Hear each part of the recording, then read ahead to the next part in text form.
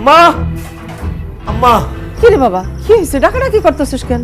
আমার শ্বশুরের কাছ থেকে যৌতুকের টাকা নিয়েছিলাম, ব্যবসা করবো। একজনের কাছ থেকে 10 বস্তা পেঁয়াজ কিনছিলাম। পেঁয়াজের দাম তো কিছুদিন পর পরই বাড়ে, তুমি তো জানোই। ভাবছি যে গুদামে রাখা দিই, পেঁয়াজের দাম যখন বাড়বো এই পেঁয়াজ বেচা ফেলাম, এটা ব্যবসা হইব। আজকে আম্মা গুদামে গেছিলাম পেঁয়াজগুলো চেক করার লেগা, যা দেখি সব পেঁয়াজ পচে গেছে, সব। হায় হায় হায় হায়, তুই কি কইতাছস? আরে বাবারে, পেঁয়াজ কিনবি? পেঁয়াজের বস্তার মুখ খুইলা দেখা নিবি না? আর দেখে তো আনছিলাম, তখন চেক করছি উপরে দিয়ে সব ভালো পেঁয়াজই পাইছি, ভিতরে দিয়ে যে আমার পচা পেঁয়াজ দিয়ে দিছি এটা তো আমি জানি না আম্মা। ব্যবসাটা শুরু করার আগে কত বড় একটা ধরা খাই গেলাম। যৌতুকের টাকা নিয়ে ব্যবসা করতেছস, একটু দেখাশোনা করবি না? আমারও না সকাল থেকে কেমন জানি পেটটার মধ্যে ব্যথা ব্যথা করতেছে।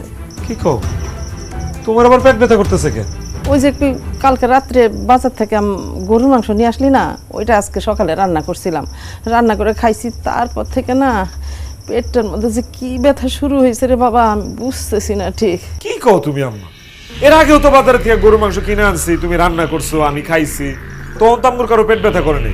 এখন আবার তোমার গরু মাংস খেয়ে পেট ব্যথা করবো কেন? বুঝবেন না কেন আম্মা? হ্যাঁ, হারামের টাকায় কেনা গরুর মাংস তো, এই জন্য আমার পেটে শুইতেছে না, তাই না আম্মা? হারামের টাকা মানে কি কইতে চাও তুমি? 2 টাকা কামানের মুরদ নাই। আমার বাপে 2 লক্ষ টাকা যৌতুক দিছে, এই যৌতুকের টাকা দিয়ে বাজারে তুমি গরুর মাংস কিনাই না খাইবো। হ্যাঁ, এই মাংস কি আর আম্মা আপনার পেটে শুইব? ওটা তো হারামের টাকা, যৌতুক হারাম না মা। কথায় কথায় পিন মেরে কথা কইবা না কিন্তু। দুনিয়াতে কি খালি আমি একলাই যৌতুক লই, আর মানুষে যৌতুক লয় না? অবশ্যই নেয়, কিন্তু যারা যৌতুক নেয় তারা কোনোদিন সুখ শান্তিতে থাকতে পারে না। তাগো ব্যবসা, তাগো আয় রোজগার কোনো কিছুতে আল্লাহ বরকত দেয় না। কি কইতে চাও তুমি? মানে কি? তুমি কি করছো? আমার আব্বার থেকে 2 লক্ষ টাকা ক্যাশ নিছো যৌতুক, সেই যৌতুকের টাকা দিয়ে ব্যবসা শুরু করছো। পেঁয়াজ কিনা রাখবা, তারপরে যখন পেঁয়াজের দাম বাড়তে হইব, এরপরে বাজারে যেয়ে বেচবা, ওই টাকাতে লাভ হইব। আহা, কত স্বপ্ন দেখছো, কিন্তু দেখো তোমার সব স্বপ্নে ঘুরে বালি। কি হইল? কিচ্ছু করতে পারলা না। তুমি দাম বাড়ার আগে পেঁয়াজ পচাই লাইছো। তোমার এইসব কথা আমি বিশ্বাস করি না। আসলে হয়েছে কি, আমার কাছে মনে হয় আমি যার কাছ থেকে পেঁয়াজ কিনছি এই বেটা এমন লোকে 2 নম্বরই করছে। যে মাথাতে পাওয়া পর্যন্ত পুরো একটা 2 নম্বরের লাগে বলে 2 নম্বরই করবো। এই চুপ করো, হাসাহাসি করবে না। তুমি ভিতরে যাও, তোমার আমার দেখতে মন চাইতেছে না, সহ্য হইতেছে না, যাও। ওকে, উচিত কথা বলি তো সহ্য হওয়ার কথা। হারাম হারাম, ওরে আরাম। দেখছো দেখছো কি বিয়াদবিটা করে গেল। চারিদিক থেকে একটার পর একটা খারাপ খবর আসতেছে। তোর বোনটাও তো শ্বশুর বাড়িতে ভালো নাই রে। আপায় শ্বশুর বাড়িতে ভালো নেই, এটা তুমি কেমনে বুঝলা? ফোন করছিল একটু আগে, ফোন করে কান্নাকাটি করতেছে। এমন কি হইলো যে দুলাভাই আপার লগে খারাপ ব্যবহার করতেছে? দুইজন তো ভালোবাসে বিয়া করছে, কোনোদিন তো শুনিনি তারা ঝগড়াঝাটি করে। কালকে নাকি শেফালিরে লইয়া তোর দুলাভাই আমাকে বাড়িতে আইবো। বুঝলাম না হঠাৎ আবার কি হইলো যে দুলাভাই আপারে নিয়ে একদম বাড়িতে আইতেছে। সেটা তো বুঝতে পারতেছি না বাবা, আল্লাহ জানে কালকে তোর দুলাভাই এসে আবার কি বলে।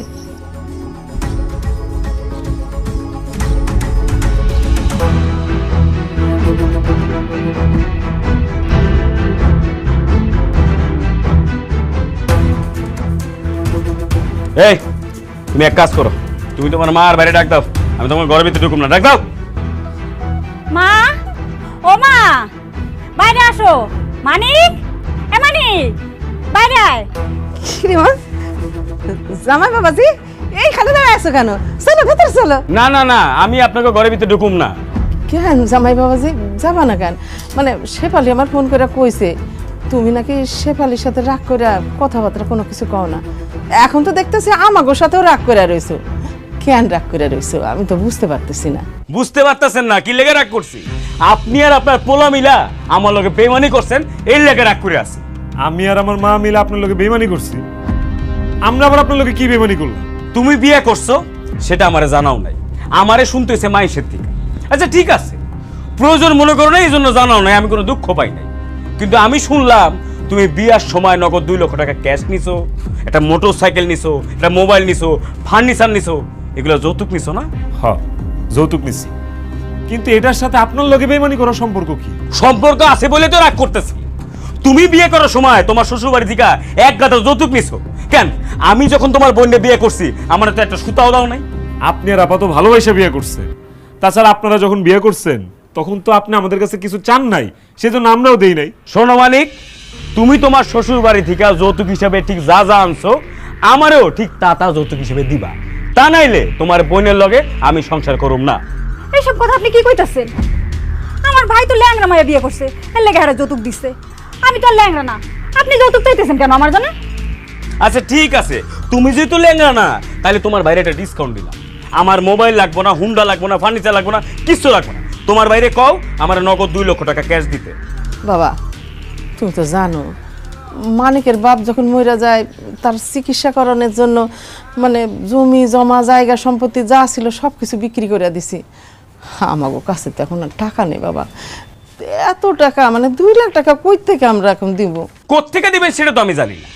নিজের পোলারে বিয়ে করেছেন যৌতুক নিয়া, অথচ নিজের মেয়ে জামাইরে আপনি যৌতুক দিবেন না। ও নিজের বেলায় 16 আনা আর পরের পোলার বেলায় 1 আনাও না, তাই না?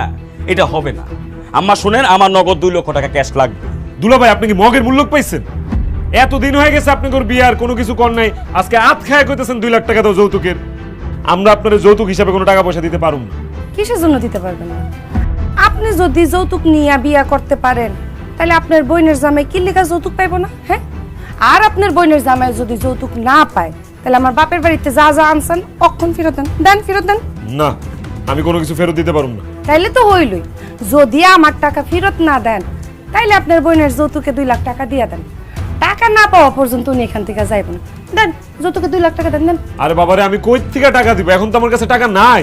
আচ্ছা ঠিক আছে, আমার তো বিবেক আছে, এখন দিতে পারতেছো না, ম্যানেজ করো। শোনো মানিক, তোমাকে 7 দিন সময় দিলাম, আর তোমার বোনকেও এই বাসায় রেখে গেলাম।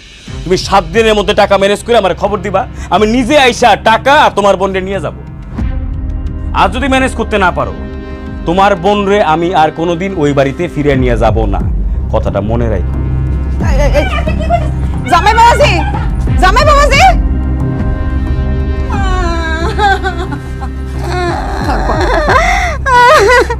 দেখি কি করা যায়।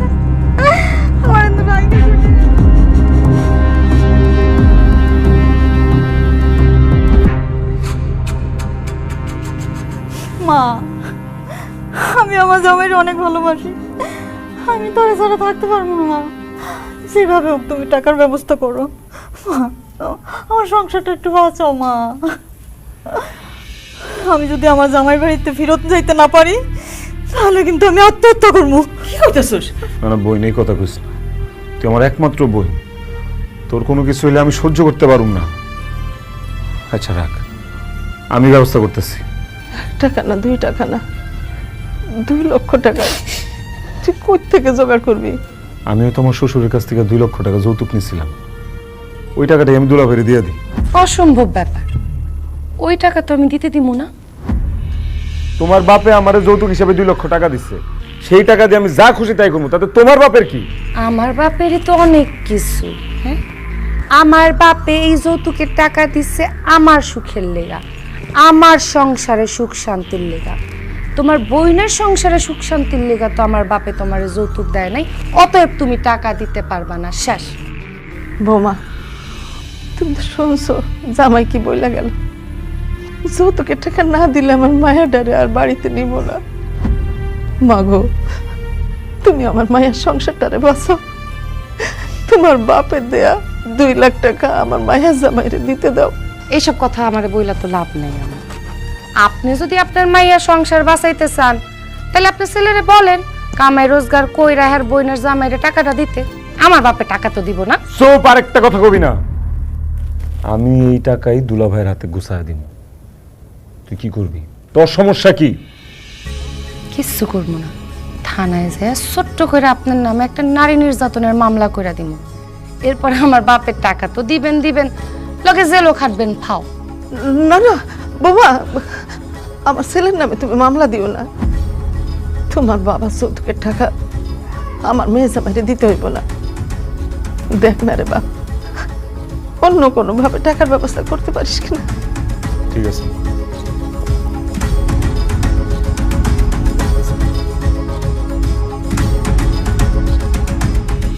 ও মা গো মা, কি ঝগড়াটা মাইয়া? হ্যাঁ মা, তুমি কি আমার মায়ের লেগে কোনো জায়গায় মাইয়া পেলে না? এরকম ঝগড়াটা মাইয়া নিয়ে আইছো, সারাদিন ঝগড়া করতে থাকে। আপা, আপনি আম্মারে কথা শুনাইতেছেন কেন? আম্মার তো কোনো দোষ নাই। আপনার ভাই যৌতুক নিয়ে আমারে বিয়া করছে, এখন যৌতুক নিয়ে যারা বিয়া করে হ্যাঁ গো বউরা তো একটু একটু ঝগড়াটা হইবই, তাই না?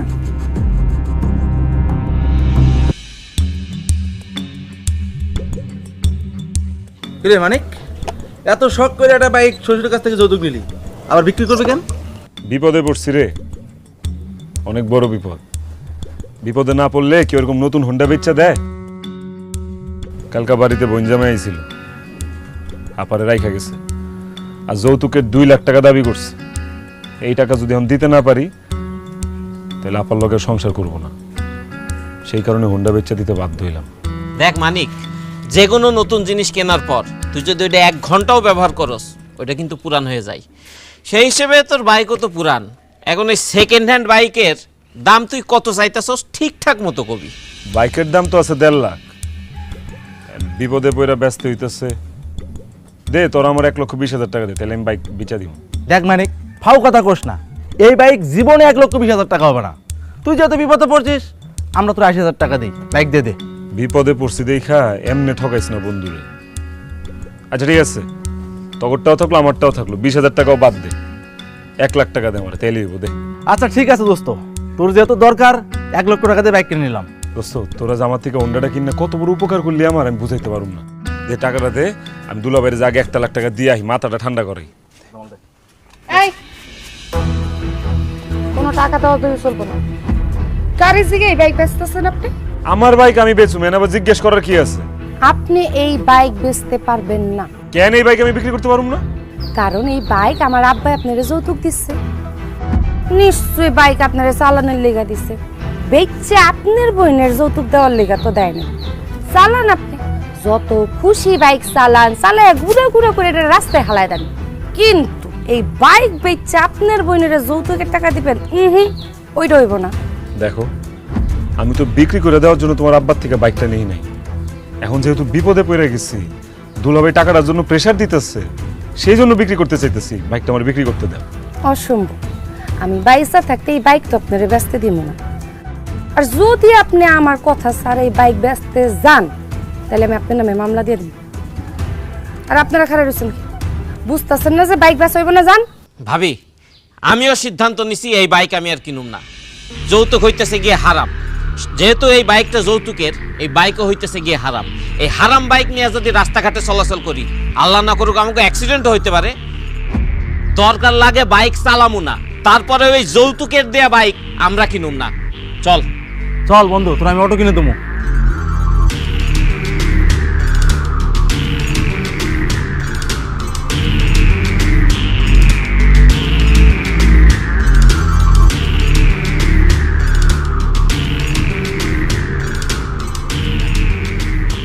মা কি করুম কত, হয়তো হোন্ডাও বেচতে দিতেছে না, এটা ওর বাপের দেওয়া দীক্ষা। তেমন টাকাটা কই পামু? তুই তো সাতটা চাচার কাছে যা, তো চাচা তো সুদে টাকা দেয়, গিয়া দেখ তার কাছে টাকা আছে কিনা। তার কাছে যদি টাকা না পাস, তাহলে তোর মেম্বার চাচার কাছে যা, ওনার কাছে টাকা থাকবো। ভালো কথা কিছু, হ্যাঁ আমি তাহলে সাত্তার কাকার কাছে যাবো আর মেম্বার চাচার কাছে যাবো। আগে সাতটা চাচার কাছে যা।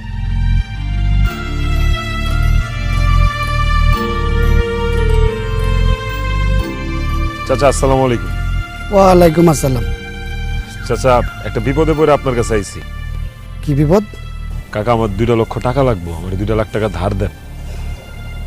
হয়েছে কি কাকা, আমার যে বোনটা, ওরা তো একটা ভালো জায়গায় বিয়া দিছিলাম, সেদিন বোনের জামাই এসে বোনের বাড়িতে রেখে গেছে, 2 লাখ টাকা চাইছে। আর এই টাকা যদি দিতে না পারি, তাহলে বোনের ফেরত লয়ে যাবো না। খুব দরকার কাকা, আমার 2 লাখ টাকা দেন, আমার বোনের জীবনের ব্যাপার। দেখো মানিক, আমার কাছে এই মুহূর্তে কোনো টাকা পয়সা নাই, যা ছিল ব্যবসার কাজে লাগাই দিছি। কাকা, আমি জানি আপনি সুদে টাকা দেন, লাগলে আমি আপনার সুদ দিব কাকা, অন্য ঘর থেকে পার্সেন্টেজ বেশি দিব। তাও আমার 2 লাখ টাকা দেন কাকা, আমার বোনের জীবনটা বাঁচান, ও বাড়িতে কান্নাকাটি করতেছে, সংসারটা বাঁচান কাকা। আমি সুদে টাকা লাগাই এটা কইতেছো না? আর তুমি কি, তুমি যে যৌতুক নাও এটা কি? শোনো, এতই যে টাকা পয়সা তোমার দরকার, তাই তুমি এই যে যৌতুক নিয়ে মেলা টাকা নিছো না, এই টাকা তোমার বোনের দিয়ে দাও, তাই তো ঝামেলা শেষ।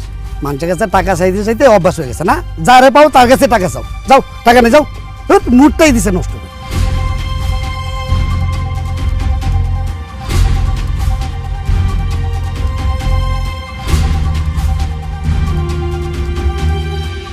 কিরে তোর অবস্থা কি? কাজ কাম করতেছস? মেম্বার সাহেব আসসালামু আলাইকুম। ওয়ালাইকুম সালাম। আমি তো আপনারই খুঁজতেছিলাম। তুই আমারে খুঁজতেছিস কেন? একটা বিপদে পড়ে গেছি মেম্বার সাহেব। কি বিপদ? মেম্বার সাহেব আমার বোন জামাই আমার কাছে হঠাৎ করে 2 লাখ টাকা যৌতুক দাবি করছে, আর কইছে এই 2 লাখ টাকা যদি দিতে না পারি তাহলে আমার বোনের লগে সংসার করব না। আপনি মেম্বার সাহেব আমার 2 লাখ টাকা ধার দেন, আমি সময় মতো আপনার আবার পরিশোধ করে দিব। এই বেটা এই টাকা কি গাছে ধরে যে সিরা সিরা তোরে দিব আমি? টাকা গাছে ধরে না আমি জানি, কিন্তু আমি এটা জানি আপনার কাছে অনেক টাকা আছে। আমার 2 লাখ টাকা ধার দিয়ে আমার বোনের সংসারটা বাঁচান চাচা। হ্যাঁ আমার কাছে অনেক টাকা আছে, কিন্তু তোরে আমি 1 টাকাও ধার দেব না। কেন আমারে ধার দিবেন না কেন চাচা? কারণ তুই যৌতুক নিয়ে বিয়া করছিস। আমি যৌতুক নিয়ে বিয়ে করছি, এটার লগে টাকা ধার দেওয়ার সম্পর্ক কি? তুই যৌতুক নিয়ে বিয়া কইরা আমার গ্রামের মান সম্মান সব নষ্ট করছিস। আর এই আশেপাশে 10 গ্রামের মানুষ ভাবতাছে আমরা লুবি, আমরা যৌতুক ছাড়া পোলাপান বিয়া করাই না। আরো সর্বনাশ কি হয়েছে জানোস? কি আমাদের গ্রামের কোনো মাইয়া বিয়ে দিতে গেলে পাশের গ্রামের লোকজন বলে যে আমরাও যৌতুক নিয়ে বিয়ে করবো, কারণ আপনারা যৌতুক নেন আমরাও যৌতুক নিব। আরে বেটা আমার মাইয়াটা বড় হয়েছে, এখন তারে বিয়ে দিতে গেলে পাত্রপক্ষ যদি আমার কাছে যৌতুক চায় তাহলে কি অবস্থা হবে তুই ভাবতে পারতেছস? আমি যৌতুক নিবও না দিবও না, কারণ যৌতুক নেওয়া এবং দেওয়া দুইটাই হারাম। আমার এখন ইচ্ছা করতেছে তোরে এক ঘুরে করে দিই, এই সমাজ থেকে এই গ্রাম থেকে তোরে লাথি মেরে বাইর করে দিই। খালি মানবতার খাতিরে সেটা পারতেছি না। তবে একটা উপায় আমি তোরে টাকা ধার দিতে পারি। কি উপায় চাচা? তোগো বাড়িটা আর ভিটাটা আমার খুব পছন্দ হয়েছে। যদি ওই বাড়ি আর ভিটাটা আমার কাছে বিক্রি করস সেই বাবদ তোরে কিছু টাকা আমি দিতে পারি। না চাচা, আমগর এই বাড়ি আর ভিটা ছাড়া তো কিছুই নাই। বাড়ি ভিটা আপনার কাছে বিক্রি করে দিলে আমরা কই থাকুম? এটা করতে পারুম না। লাগলে আমি আমার বোন জামার পায়ে ধরুম, কান্নাকাটি করুম, অনুরোধ করুম যে যৌতুকের টাকাটা যেন না চায়, কিন্তু এই বাড়ি ভিটা বিক্রি করতে পারুম না। বাড়ি আর ভিটা দিব না, ফাউল। এই তারপর বল।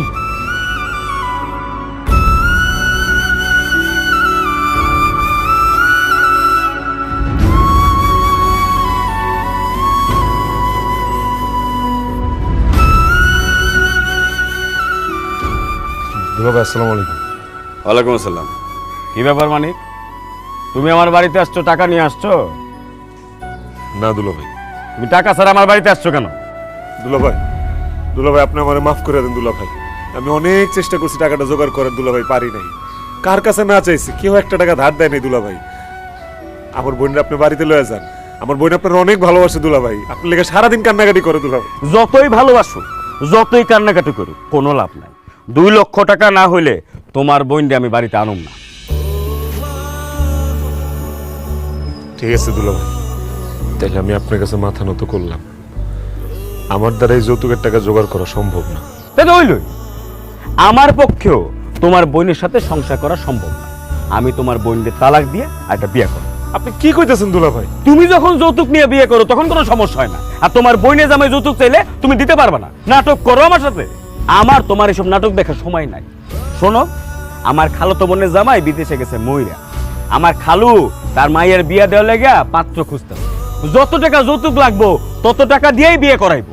তাই আমিও সিদ্ধান্ত নিছি তোমার বোনকে তালাক দিয়া আমি আমার খালাতো বোনকে বিয়ে করে ফেলাম। দুলা ভাই আল্লাহর দোহাই লাগে এই কাজটা করেন না, আমার বোন মইরা যাইবো। তোমার বোন মরুক না বাসুক সেটা আমার দেহা দরকার। আমার দরকার টাকা, আমার টাকা লাগবে, টাকা নিয়ে আসবা। যাও মিয়া।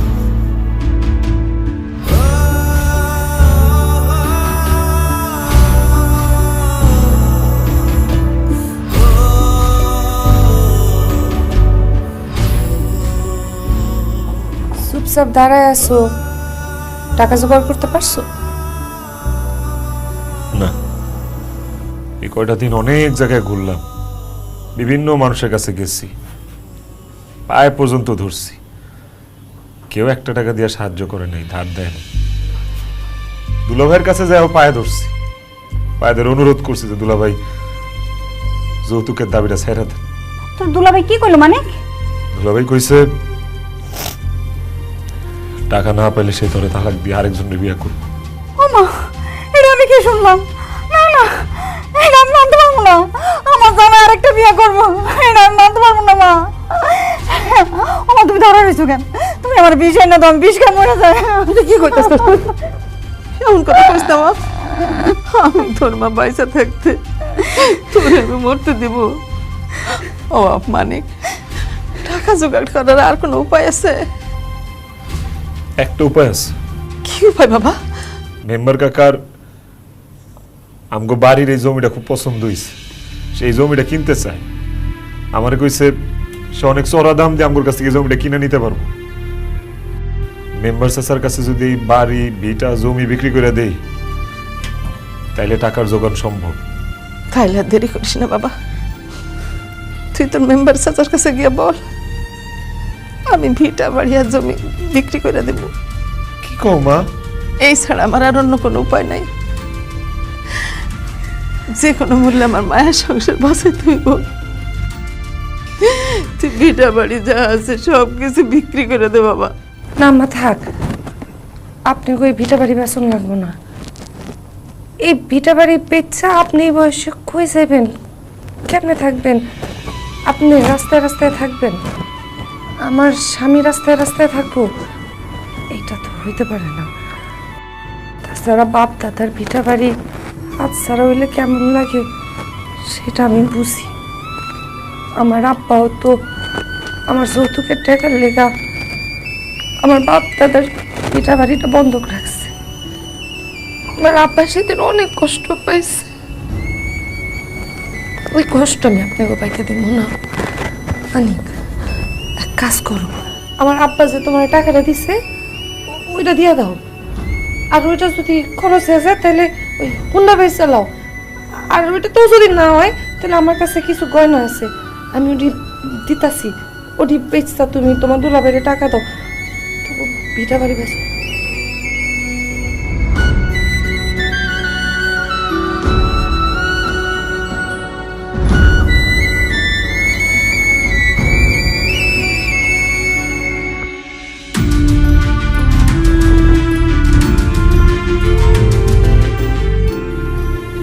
জামাই বাবাজি, তুমি আমার হঠাৎ করে খবর দিলে যে শিরিন কি কোনো অন্যায় করছে? না না, শিরিন কোনো অন্যায় করে নাই। আমি আপনার কাছে ক্ষমা চাওয়ার জন্য আপনারে ডাকছি। ক্ষমা চাওয়ার জন্য মানে কি কইতেছো বাবাজি?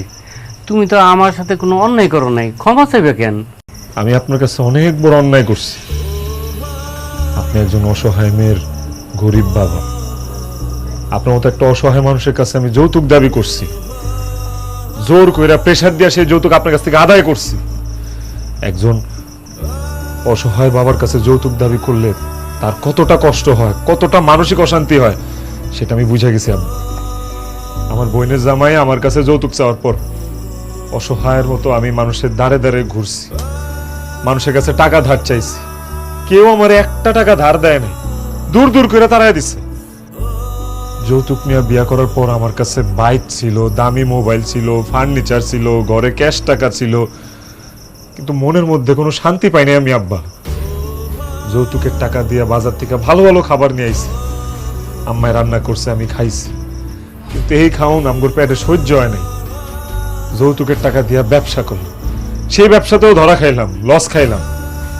তারপর আমি বুঝতে পারছি যৌতুকের টাকা আসলে হারাম, আর হারামের টাকায় কোনো কিছুতে শান্তি নাই, বরকত নাই।